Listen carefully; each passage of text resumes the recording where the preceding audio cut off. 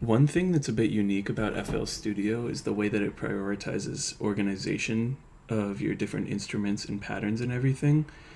For example, unless you pay for the like $200 version of FL Studio, you won't be able to just drag in like a drum loop, for example.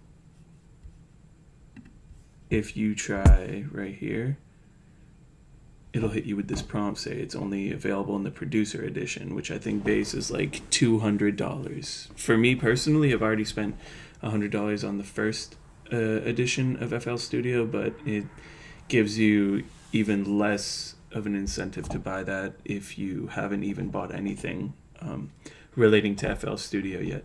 So what you can do differently, you can always drag these drum loops into just the channel roll here as well and like put it out.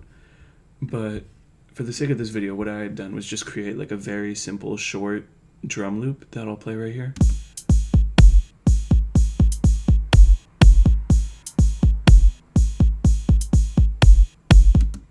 And using that, you can see that the arrow here is on pattern 1. So what I'm going to do gives you the option to rename in color. I'm just going to call it drums, and I'll make it whatever color. I guess, yeah, violet. But then doing that, since you've recorded stuff in the channel rack of this pattern, if you tried to make a new one, say like if you wanted to put in synths and you'd make it blue, you see that the pattern that I had made here isn't there anymore because this is a different pattern. And this is essentially how it has you separate your instrumentation. Instead of just dragging everything in and recording it one by one, you can use the channel rack and sort of create your own stuff or incorporate samples by themselves and then just drag them into the project like this. So now you switch from pattern to song, and if you had other stuff it would go along with this, but this is just for the sake of teaching. So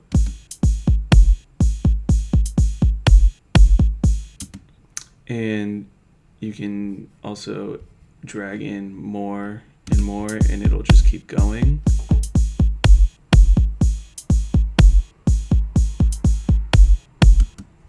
But I think that's something that's a bit more unique to FL Studio. I think when it comes to stuff like GarageBand or Logic, you can just kind of record them by themselves into the playlist, but here you use the channel rack to keep things more organized and sort of set to like different instruments, so you can go in and tweak things one by one a little more specifically.